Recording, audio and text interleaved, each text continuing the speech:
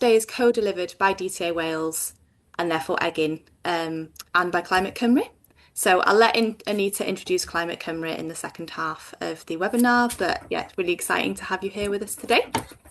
And for those of you who don't know DTA Wales, we're a not-for-profit membership organisation, and we host a network of social enterprises, businesses, charities, communities across Wales, supporting them to develop kind of shared learning opportunities, mentorship, bringing in expertise and heaps of resources to basically help communities do amazing things in their local area. And under the umbrella of DTA, we deliver a number of programmes, one of which is Egin.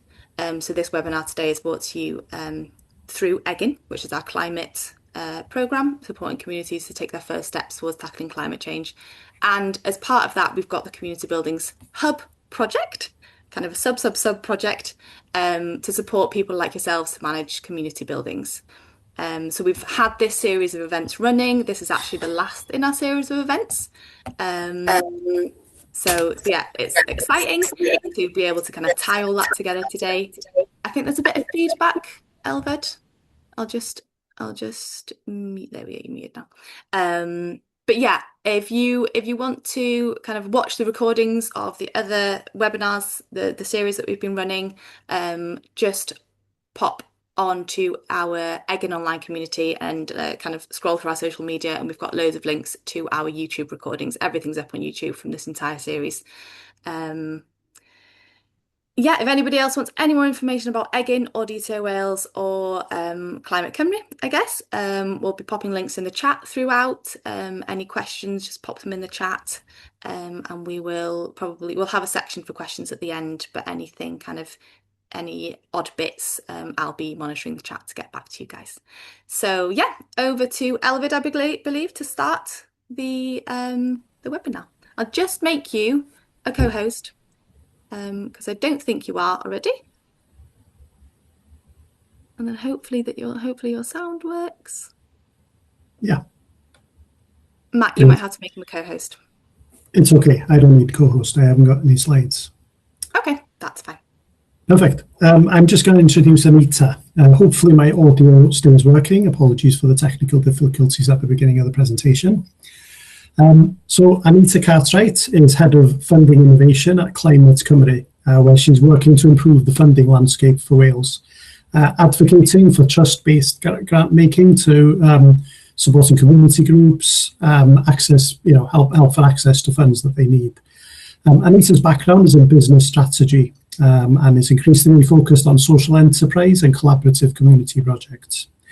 She's a mentor for the Egin programme and Social Business Wales programmes as well, and had the pleasure to support the Black Mountain College and the local community of Talgarth with their seven-figure redevelopment of an old school into an arts and learning hub. So without further ado, I'll hand over to Anita. Thank you. Brilliant, thank you, Farida. Right, I will just crack on straight away with my presentation. We did test this, so hopefully all technical issues have been dealt with. Let's have a look. Oh, how's that looking for you? Yeah, we can see that, Anita. Yeah. Do you just see the slide? It's a bit confusing in Zoom because you get two screens, don't you? You get the presentation on my screen, but I think you just get the slide, don't you, Holly? Well, yeah, I can just see the slide, yeah. Brilliant. So yeah, thank you, Elvid. So yeah, the focus of my role, quite sort of a large brief, improving the sort of funding infrastructure for Wales. So really, yeah, my focus is on that piece that we mentioned in the introduction about getting the funding to the small organisations that really can have the biggest impact in their communities, like yourselves. So thank you for joining us today. So I'll just quickly go through a little bit about who we are, and then I've got a few slides on a few funding tips, some potential grants that are open now, and then happy to take some sort of questions towards the end. So Climate Cymru, so that's why we work very closely with DTA, very sort of similar missions about supporting groups all across Wales. Obviously, our speciality is in the climate movement, but by that we mean sort of climate, nature, and people. So we really believe in that just transition, making it work for everyone and for the environment. So we're approximately 400 organisations. So from the large environmental NGOs all the way down to small community groups. We also have businesses, social enterprises within our network. So there's a sort of small selection there.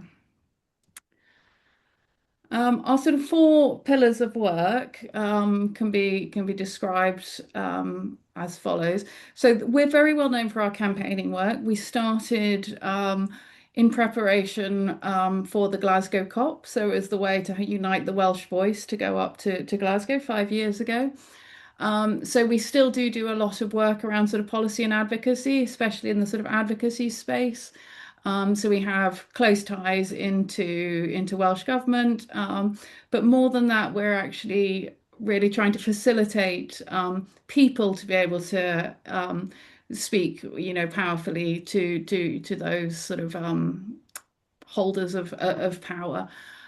So, for example, we ran a mass lobby in the Senate where we provided training on how to speak to your MSs, some sort of key topics, and we invited them there, so a lot of people could get to speak on the topics confidently to their representatives.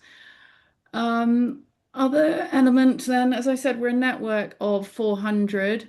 So within that, it's been lovely to see collaborations start to emerge. So like this grouping that we have today around community buildings, we have an ethnic minorities group that has grown in recent years from sort of 4 groups to I think close to 20 now. So they come together and coordinate and find ways to collaborate. We have youth climate ambassadors, and we're always looking for ways that people can be stronger together, really. The third part is a program that's called Imagine Action. So as we know, there's a lot of sort of the fear, the anti-net zero sort of messaging, and we're trying to show actually the messages of hope, showing those great stories of groups such as yourselves taking action in local communities and helping people also know how to tell their stories. So if you're interested, we do have Imagine Action training and we have storyteller training as well. So we can actually come in and help you create content. And then we have links into media as well. So, for example, with stories now about how communities are responding to the heat waves. We had a story recently about how peatland restoration had reduced the impact of wildfires. So yeah, always interested to help capture and amplify stories of local action. Then the sort of fourth part of our work is my role in a small team around funding innovation. So we're tackling that in a few sort of key ways. So one is speaking to those grant makers. So I run a Cymru Green fundraisers group, which anyone would be welcome to join us. So at the last group, we had Community Foundation Wales presenting. We've had the lottery presenting previously, and also an organisation called Iva, which is trying to nudge grant makers to what they're calling open and trusting grant making. So we hear time and time again, people want long-term grants that aren't, you may have filled in those sort of countless forms asking for all your different documentation, and it can be quite a sort of onerous process. And how can we make that flow of funds more effective? So I'm part of that conversation.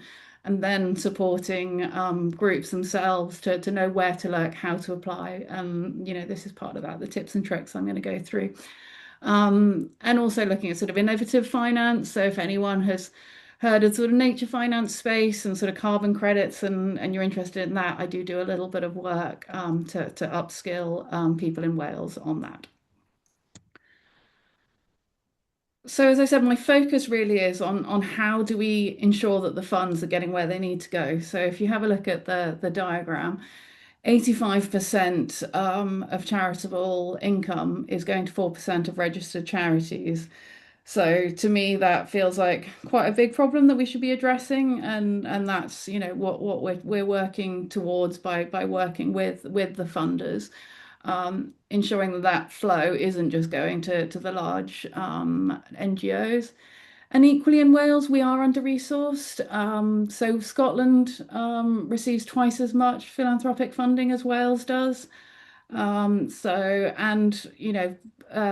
are telling me that they are getting more requests for smaller pockets of money. So it's not all doom and gloom though. So luckily in the environmental sector, so philanthropists are increasingly aware of the importance to respond to all the sort of interconnected crises, and the heat waves are drawing, well, both philanthropists and sort of corporates' attention to the fact that this is a very real problem that will affect all of us. So there has been a tripling of funds flowing into the environmental sector. So that is good news. So in terms of the types of support that I can offer, so I'll share this with you later, and then you'll have access to our funding database. So we'll go through the tips and tricks, but one of the key things I hear is there's a few funds that people are very aware of and they're massively oversubscribed, and that really the sort of the greater successes are where those sort of niche funders find sort of like-minded individuals. So I've pulled out some specifically around community buildings, but if you have other projects around particular, let's say Nature Connection or uplands, and there are sort of specific funders that have a very particular interest, and happy to help connect you to those funders. So I offer funding surgeries as well. So happy to do a one-to-one with anyone who's on this call later. You can book with me, and I'll share the links for that. And that can be that sort of friend, critical friend. So often sort of reading through applications before they go out, just so you have that sort of first view of somebody who doesn't know your project. Are you really getting it across as strongly as you could? So I mentioned there's the Cymru Green Fundraisers Forum. Sorry. Oh dear. So that we meet bi-monthly. As I said, we've had a number of funders there, and then also it is a chance for people to share ideas and how did you get on with this particular funder? Have we also had like local giving coming, so I'll talk to you a little bit about that, about other ways outside grants as well. So a few sort of tips and tricks. I already started to touch on this one, the eligibility criteria. So I think from what I'm hearing, the many conversations, there are more people going for less funds. But actually around half of applications don't actually get onto the desk of the decision makers simply because they haven't matched the eligibility criteria. So my first tip is always check, double check. Some of them they won't accept applications of organizations that earn more than 10,000 a year. Others only are interested in organizations that have a budget of more than 1 million per year. Some don't do capital. So, if you're looking at a building project, that would have to be a capital grant, and some won't do that. So, yeah, check, double check, do you actually fit all the criteria? The next one is around being clear on the need. So this is having worked on, as I mentioned, the Black Mountains College project. This is something that really helped, I think, sort of unlock that, was linking the needs of from what we're hearing from the community to actual sort of demographic data, local place plans, doing a map of sort of what other facilities are in the area, so that somebody who's picking it up who doesn't know your area can very clearly see on a map, oh, you need a community shop because you can clearly see that there aren't any within a 20-mile radius. Whereas to you, that might be obvious. You know your area, you know where the local town is, but the funder won't necessarily know that or know the demographics of your area. So, for example, if it's a strongly sort of Welsh-speaking area, that kind of stuff is good to sort of get across if you really need to have full bilingualism budgeted in, for example. So any sort of evidence data is really powerful. Market research as well. Then, yeah, the in-depth engagement. So, for example, one of the funds that will, immediately sort of come up if you search for this is the Welsh Government Community Facilities Fund, and the lottery as well have have a number of funds at sort of different times, and it's very much got to be community led. And funders can be quite specific by what they mean by that. So in terms of not just you and your organizer saying, yes, we know that we need this, having sent out a number of surveys, pictures of a meeting that you held in the pub or on the site, showing the sort of diverse range of people that are interested in your project. Photos, surveys, again, data. I always think speaks 1,000 words. So if you can say 20% of residents came to our event and 90% of them agreed that they really wanted this community shop, then the funder knows that they can firmly tick off that you've fully engaged and that you have the backing of your community. Next one is sort of being clear what you do for people, and this is across any sort of grant application or any kind of campaign. I think when we're all sort of designing projects, we know what the project will involve. So we want to take this building and we want to convert it into facility X. And then you've talked about the need, you've talked about why you need it, but what's the added value? What's why is this so important? And then it's that they call it sort of outcomes. So, how are you helping the community? So the shop, for example, isn't just providing access to food, which is in itself very important, but then is it tackling loneliness? Did loneliness come up in your surveys as something that people are very concerned about? And is it also helping let's say environmental outcomes as well, that your shop is going to be renewably retrofit and renewable energy, and you've considered your sort of your carbon footprint within that as well. All of that sort of value add of why this is so important is often something that you will be sort of checked against. So great to do that thinking.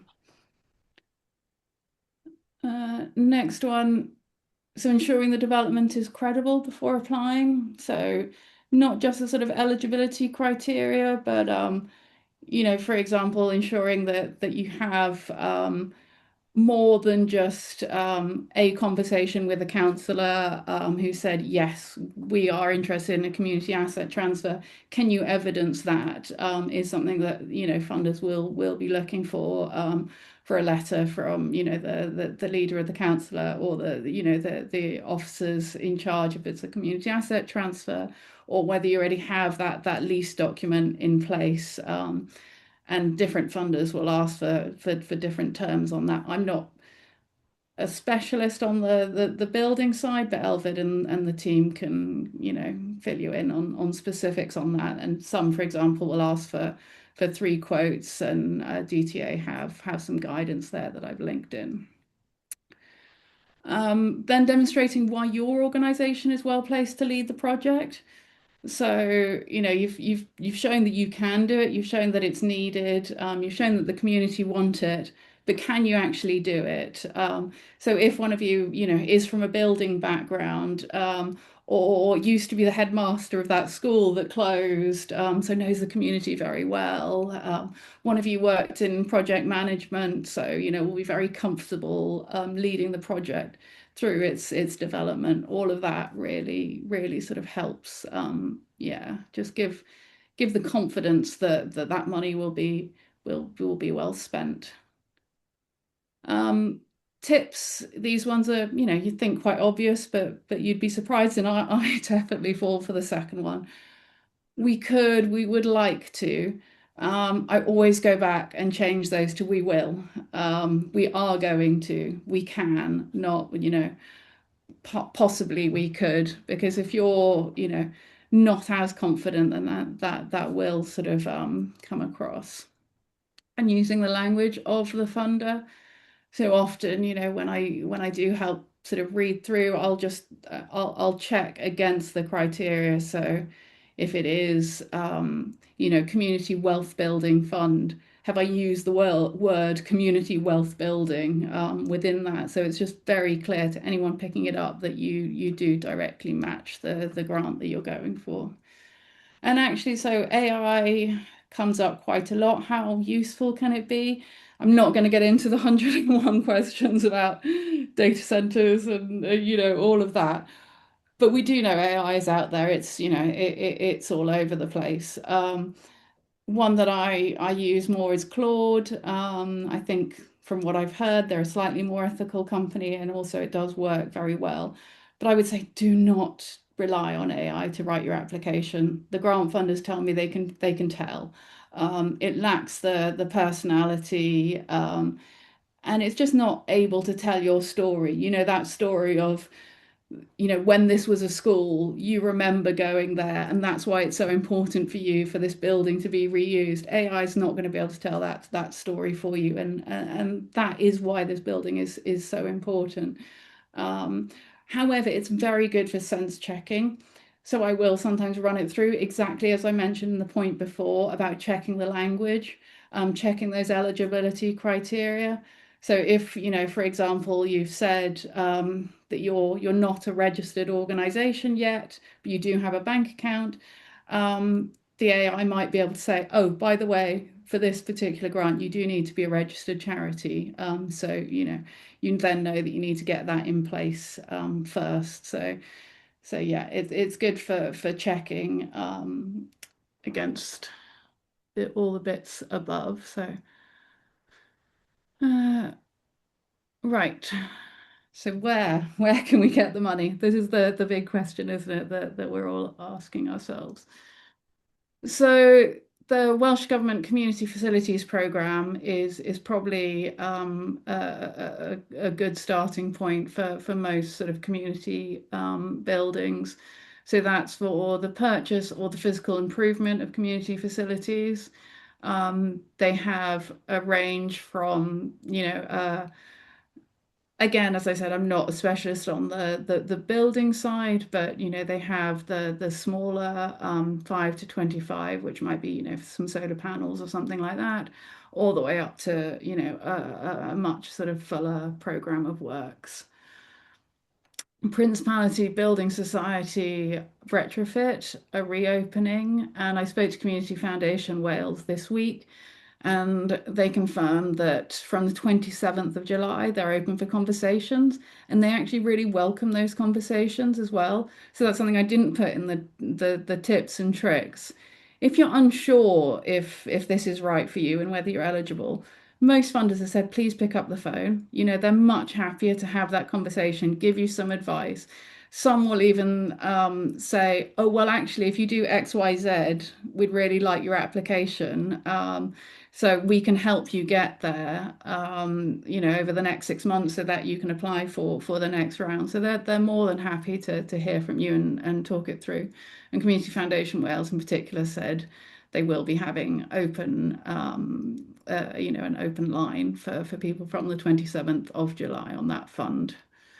Then there's some sort of more specific ones. So this kind of highlights what I was saying in the sort of tips and tricks. So for example, the B&Q Foundation, sorry, I have to look on this screen because it's tiny on the one in front of me. So that one specifically is for disadvantaged communities to feel at home. And if you read through the small type, it has to be a building where people are living. So, if you're offering, housing for care leavers or something like that as your sort of, community building, then you would be eligible. But however, if it's for, a community hall, you wouldn't be eligible. So that's an example of double checking. Screwfix Foundation as well help those in need, and they give some quite specific examples of that need. So again, this is something that you'd be, if you feel like you're eligible, to be really pulling out in your application.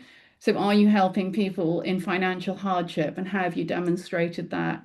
There you could be using examples of sort of income levels in the area and socioeconomic deprivation, for example, to evidence that you are meeting that need of supporting people in financial hardship.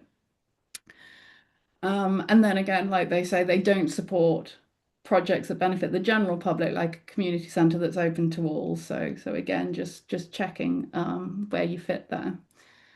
The Architectural Heritage Fund, I'm working with them now on one building. So sort of, it says what it does in its name. So that's applicable for buildings that are of historical interest. So not just listed buildings, but if you can evidence that the building is much loved by your community and is quite architecturally interesting, you could be eligible for that. And where this is interesting is for those larger projects. So they offer feasibility funding and development funding. So, I did talk about doing that engagement work, doing that market research. I appreciate that that is a lot of work, and I've been involved in some of those locally. And sometimes you can rely on volunteers, but it can get to the stage where you really do need a little bit of funding to support those early stages, especially if you're having to get in sort of quantity surveyors and get plans drawn up and all of that. So the Architectural Heritage Fund is an example of some great sort of development funding, and it's staged as well. So the feasibility study is just having a sort of general check of what is the state of the building. But you don't need the full plans. And then if you get through that, you then do the development phase where you would have, sort of specialists going in and checking the damp and, all those kind of things. And then they sort of can really help you then access the much larger funds. Like if your project is going to be, a million plus, there is the National Lottery Heritage Fund, and there are sort of Cadi funds at different times that have linked to Welsh Government and the Heritage Fund often. Oh, what's happened now? There we go. So I've talked a lot about grants. As I said, my role is focused a lot on that, but it is increasingly competitive. So actually in Wales, we're much more generous than our English counterparts, which I don't think will surprise anyone. So we do give a lot more per capita. There has been a decrease since COVID on people running sort of giving campaigns. So, we did get out of the habit of all coming together for, the community fun run, or sort of other events like that. And I think people often forget that is, especially where you're running a community facility that you've proven the community want. I think we're also sort of nervous about asking for money. But if your community want to see this facility developed, give them the opportunity to do that. And that can be just a small amount, like you could set a target that you need to raise the first £1,000 or something. Or, if you feel like your community has bigger pockets than that, or if you can set a very clear campaign, seems to be more successful as well.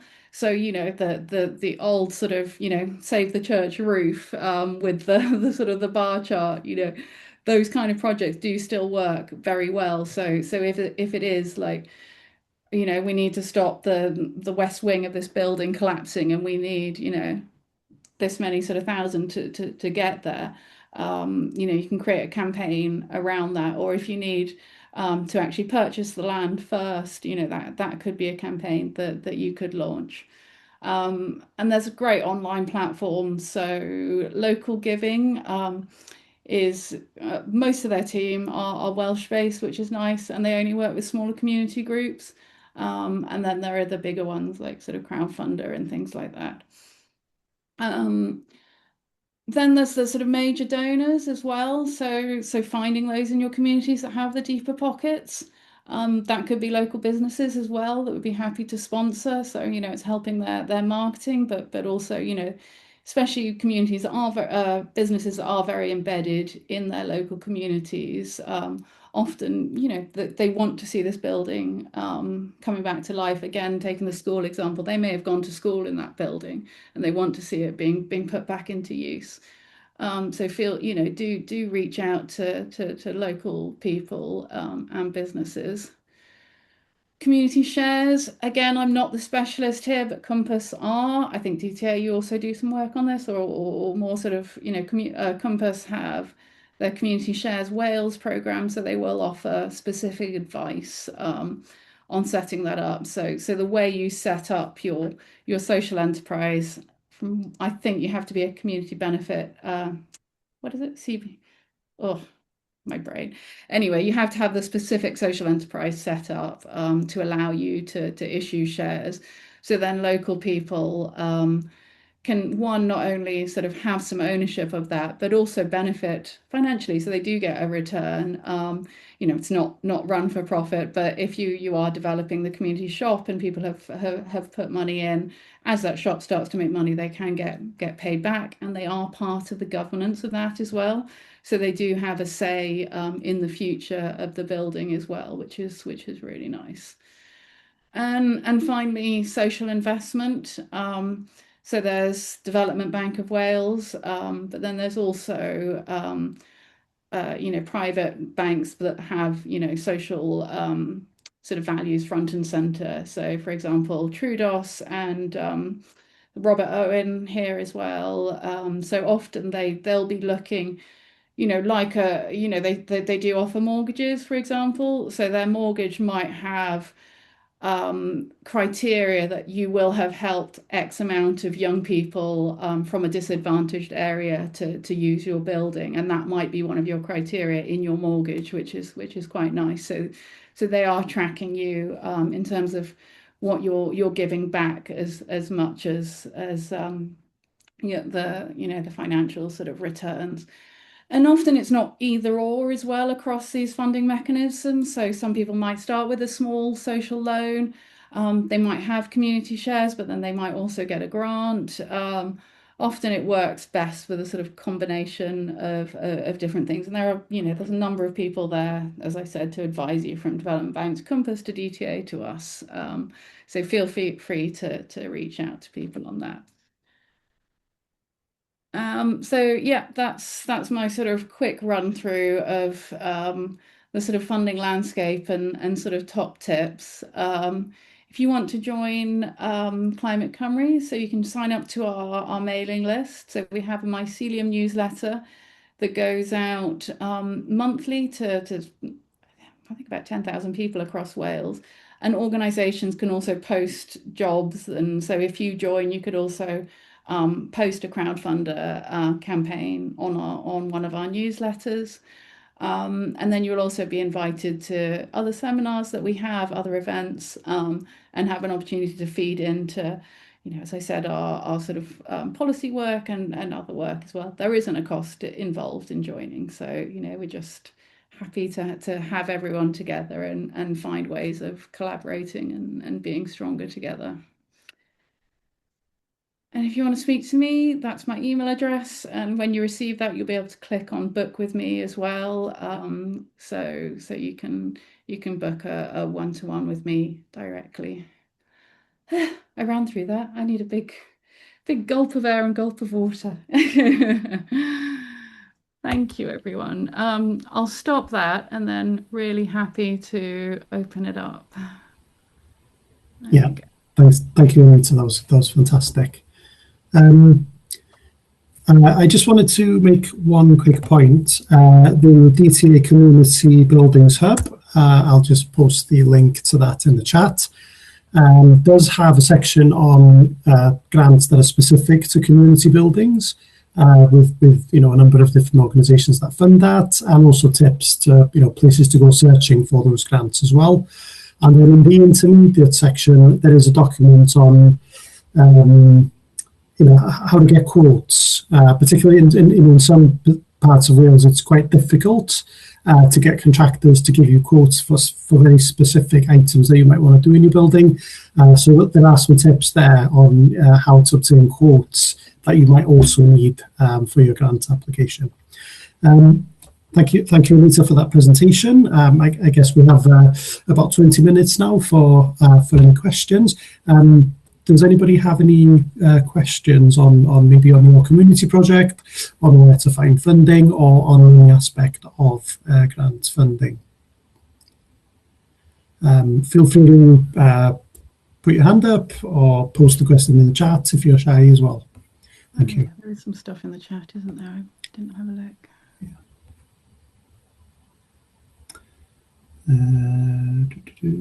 I think the stuff in the chat is mainly people, sorry, introducing themselves, unless I've missed something, and I've put a few resources in there as well.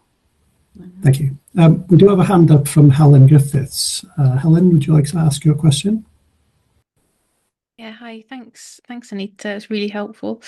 I just had quite a specific question, either to yourself or anyone else in the room.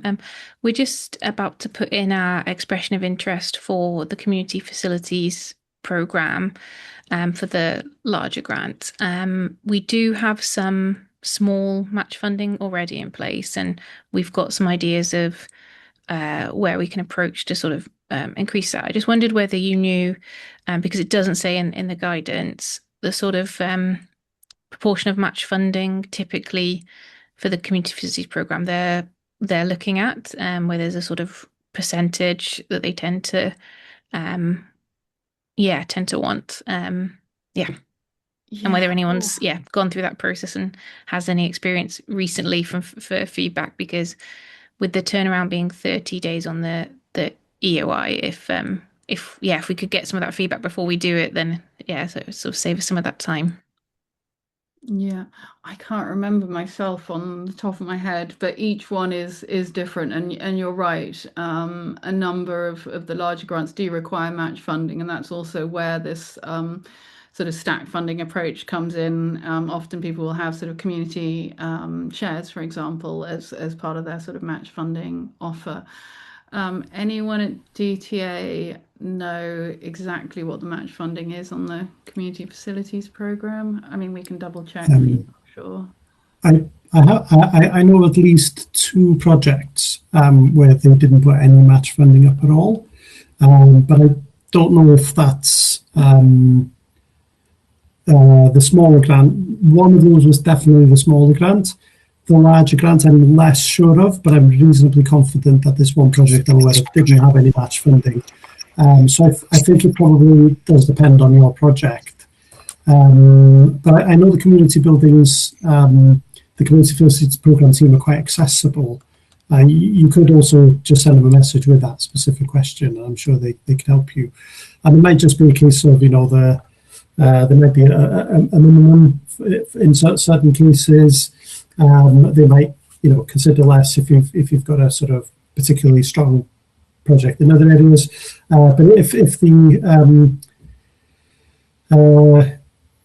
eligibility criteria doesn't specify a minimum grant fund, then it's just a case of, if you can show that the community has some funds they want to contribute themselves, you might score higher and get a higher chance of getting that grant. But I can think of at least 2 projects, one on the smaller, one on the larger, that didn't have any match funding at all, and they were both successful. But I would encourage you to talk with the team there just to get some specific advice rather than just going on my 2 examples. Yeah, thank you. I have contacted them.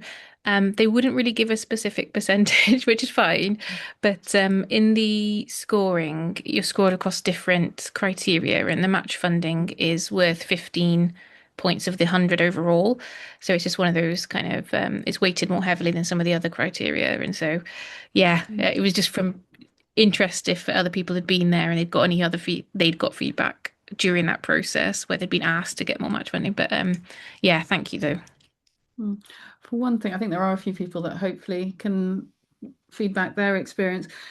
But with the community ownership fund, which was the central government fund that I think is closed now. For the EOI stage, I think as long as you had started on a process for match funding, you didn't necessarily have to have it in place yet. So, for example, you had passed the EOI stage on another grant. But again, I don't know the specifics on the community facilities program. Maybe Corinne Yeah. or Richard do know.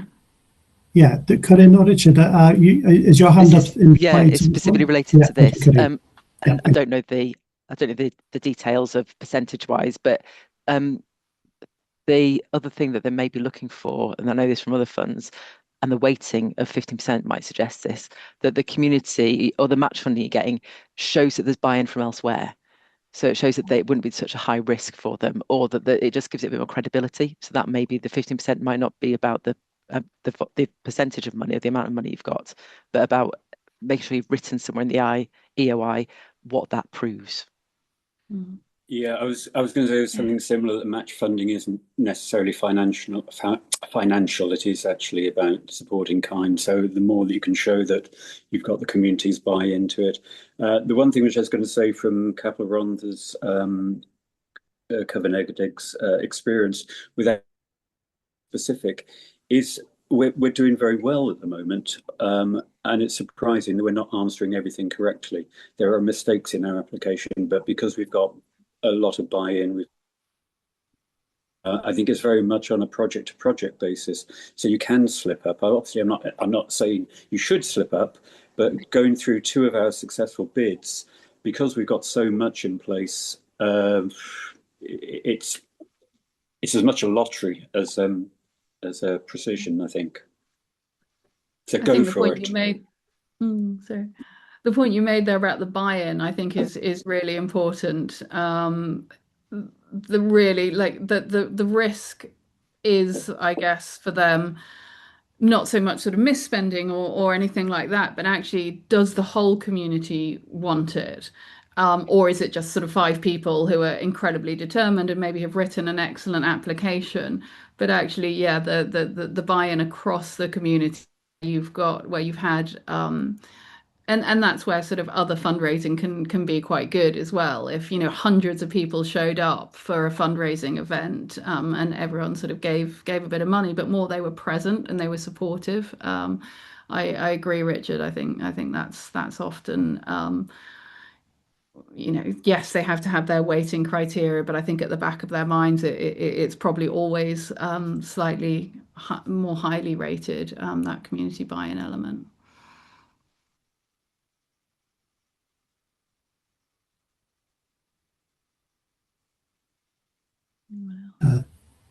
Thank you. Do we have any other questions?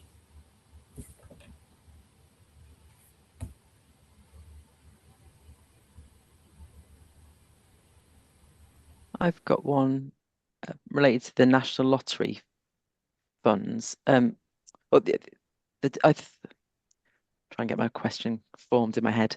The Architectural Heritage Fund, I believe, I've heard is funds buildings, and that's what it's mainly about. I got the impression that the National Lottery Heritage Fund was more about the communities, and I'd be interested to know if anyone's had funding from that for the building, and with the majority of it being for a building rather than for the activities that take place in the building.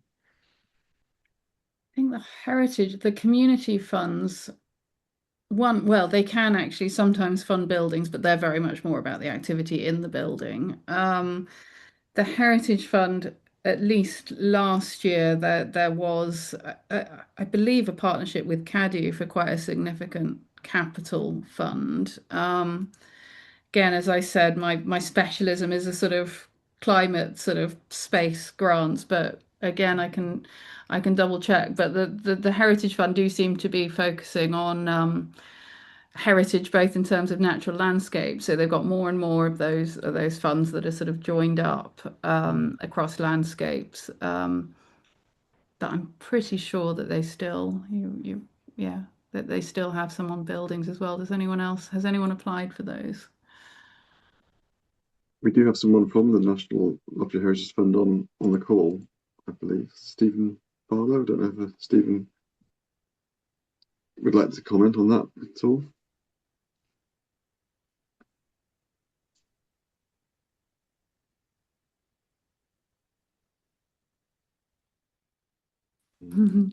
He said he's here on the chat.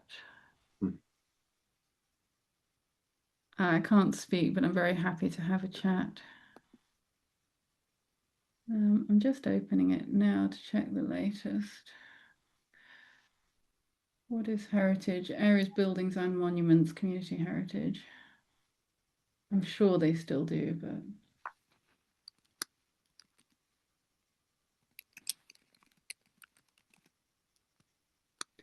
Yeah, so what do we support? Projects, investment in places of worship, conservation and repairs to historic buildings and places, finding appropriate new uses for historic buildings, and community archaeology projects. For example, a building at the Buildings at Risk register. Regenerate a historic town centre or high street. So, yeah.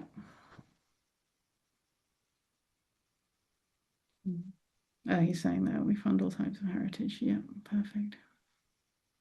Yeah, and they are great for that higher level.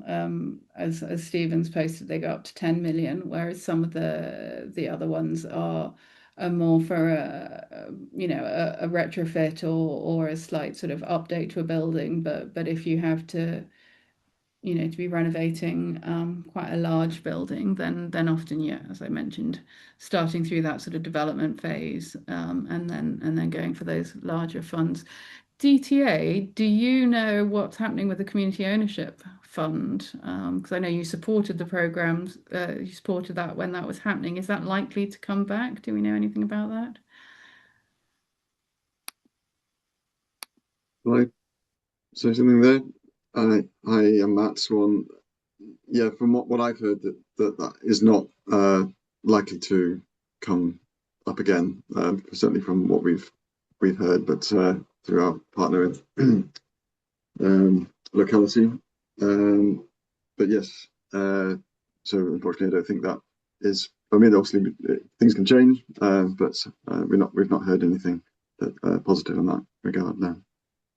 I did see an announcement about community right to buy legislation potentially coming in as well in Welsh Government. So there's always new projects and new sort of parameters, I guess, emerging, which is why a space like this is great. And I'm sure the Community Buildings Fund will be keeping you updated on that.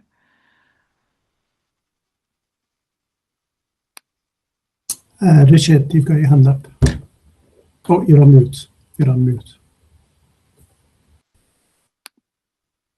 Yeah, it's a related point about things coming up. How much advance notice do you as an organisation have of what's coming up? Because very often for people looking for funds, a fund is announced and you need to have everything in place in such a short amount of time that it's virtually impossible unless you've already got business plans and everything kind of well in advance. And I think we're finding a little bit of as I said earlier, a couple of runs where we're being very successful in going for things. But they're not necessarily things that we would have liked to have put in place in the first place. So major things like floors and roofs, which mean that all the other things that we are managing to raise funds for, which can go ahead, are kind of happening. But what we need to know is when big funding is really going to come up. And I think, I'm just wondering whether you as an organisation have advanced notice of what's in the pipeline from various different grant giving bodies, or do we just have to keep reacting to what pops up? Yeah, sometimes I do through conversations. I'm also very connected now on LinkedIn to anyone sort of in this space. So sometimes people say this is going to open soon, and then I'll share that with others. You can't get any better. Oh, someone. In the funding spreadsheet that I have open funds and closed funds. So they are more sort of climate related, but they're climate and community. So there are absolutely, all the buildings ones that I mentioned. And I keep the closed ones in there, and then I go back and check them because a lot of them are rolling. So I will see that, last year they were open September to November. So come sort of July, I'll go back and like, oh, have they announced their date yet? And when I'm having sort of one-to-ones with people, sometimes I'll say, these guys look like they're 100% on your page. Sign up to their newsletter, and then you'll have advance notice, or look at their previous one. And obviously, you don't know, they may have been oversubscribed and they may have to skip a year, or sometimes they're drawing in funds themselves and they don't hit their target, so they don't open, or and they can change the goalposts. But yeah, spotting those organizations and linking into those organizations that are sort of on your mission is quite useful, because I totally agree. Often, you've got, a month to submit the application, and we know how much work it is. It's crazy. But I think, even at sort of our scale, which is not huge, we're, similar size to DTA staff of sort of 10 to 15, we're still like, you are having to chase those grants. Unfortunately, that is kind of the nature of the beast. And sometimes you have brilliant projects that are really important, but you just haven't managed to get that funding in place yet. But you can manage to keep some other projects going and keep building on that longer term vision. Yeah. The other things I would mention is, quite a few of the grants are sort of ongoing, rolling ones, like the Community Facilities Fund and the lottery funds. A few of them sort of open for a period and then close. So yeah, we've already got the Principality one is reopening in August, I think. The other one I would say is here in Gwynedd, we've got the local council have a communities team, and it's their job to keep an eye out on grants for community groups. So if I know that I'm working on a community project in a particular area of Wales, I'll make sure that community project connects with the Gwynedd Council communities team and asks them specifically that question, what grants can they apply for and when will they open, just to give them some sort of lead time to get everything in place to apply for the grants. This was particularly, there was a big levelling up grant given in Gwynedd, and the Gwynedd Council was obviously in charge of delivering that through organisations, through other organisations. So yeah, that was a great help for a lot of those particular community projects in Gwynedd. So if your local authority has a communities team, I would definitely recommend that you get in touch with them and connect with them as well to get some help on that. On that point, Community Foundations Wales, as I said, also have a number of local grants, so you can search by your local area. So there might be, very specific ones in your area as well. Can I just check? Did we mention also that those that are being supported by Egin have access to the Egin grants? That is the National Lottery Community Funds Egin grants, which has been up to £15,000, but that will be increasing to £35,000 maximum as of next week, 22nd of July. Yeah, that's worth also bearing in mind. Through Egin is no longer offering free energy audits, but if you have an energy audit already, then Egin may be able to, if you meet our eligibility criteria, you might be able to receive support from us on the Egin mentoring programme, and then have access to the Egin grants following that. Matt, on how long is Egin open for, and are you open for new groups at the moment? Yeah, Egin is funded through till 2029, and it's the mentoring programme that is, and the Egin grants scheme that the lottery run alongside it is open for the same length of time. Yeah, until the lottery's budget for that runs out, I guess, if it does. But so far it's not close to running out. But now they're increasing it to 35k. It may run out slightly quicker than it did before. Would have done.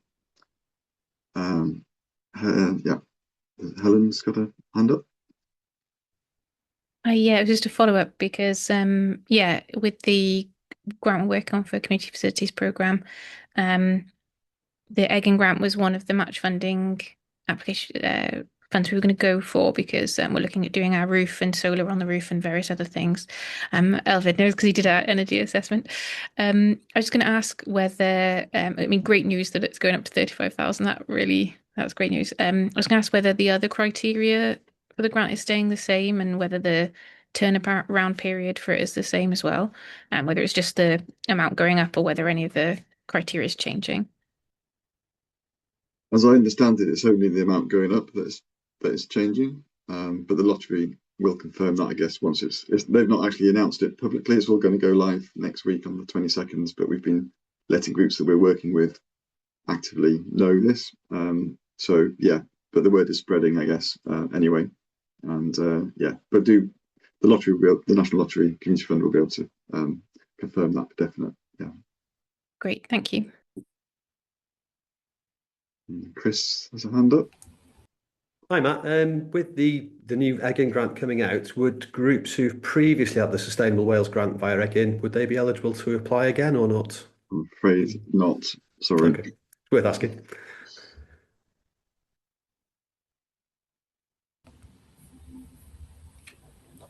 Thank you. Do we have any further questions?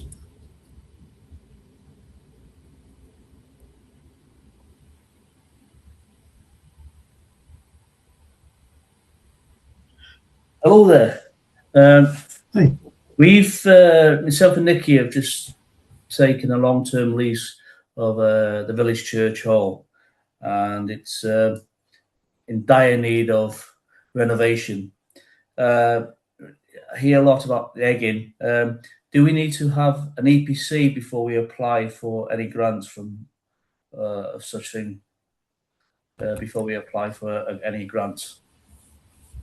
Yeah, so I think Matt can correct me if I'm wrong here, but specifically with that one, I believe you need an energy survey, which is slightly more involved than an EPC. The Egin program used to offer an energy survey, as part of the program, but that's now come to an end. There are other organisations that do fund that, but it is becoming harder and harder to find that. Other grants won't have that requirement. They might have different requirements, obviously. Do you have a sense of what you need to do on your building? Yes, we do. Yeah, it's got to be a community hub, education, community shop, an area where people can reflect and sit down, have meetings. A nature reserve, allotments. There's a lot of ideas we've coming out and which we're pursuing and applying for grants. And one of the things we were looking at also to make it energy efficient for us is to have solar panels fitted to this. Although it's not part of the church, it's because it's in close proximity of the church. They're classing it as a listed building. So we have certain restrictions, and we're just waiting on conservation officers to come down to explain to us what them restrictions are. Yeah. Definitely if you need essentially repairs, new roof, that sort of thing, the Community Facilities Fund is definitely one you should look at, and I'd recommend having a chat with the Community Facilities team. All of the other sort of energy efficiency grants can help as well, but obviously if it's an energy efficiency grant, it's not going to necessarily be able to fix a roof with it. It will be about fitting solar panels onto a roof that's already sound. The roof itself has got to be replaced. It's been empty now for some 8-9 years, and we have vegetation growing out the roof. So the roof has been compromised. So we've got to take the roof off and re-roof it. That's why before we're putting solar panels in if we can. So if the conservation officer comes and it turns out that the building is under listing of some sort, I'd also recommend having a chat with the Architectural Heritage Fund, because that's very much their speciality. is, sort of the community engagement, how we would, fund this work, the sort of pre-development work that you need to put in place. And they can also give you some advice on, specifically what to do and what not to do with a listed building as well. So those are the three I would look at: is the Community Facilities Fund, the Architectural Heritage Fund, and then once your plans are more well developed on the energy efficiency side, just look through the DTA document or the ones that Anita's just made you aware of, the more specifically energy efficiency grants, like the Principality one. There's others out there as well, Tesco Foundation, there's quite a lot of these grants out there. But yeah, hopefully that helps. Yeah. Thank you very much. Diolch yn fawr, Elfed. I appreciate that. Diolch I chi. Yeah, diolch. Matt, did I speak correctly there about the needing an energy survey for the Egin grant? That was correct, yeah. Yeah, thank you.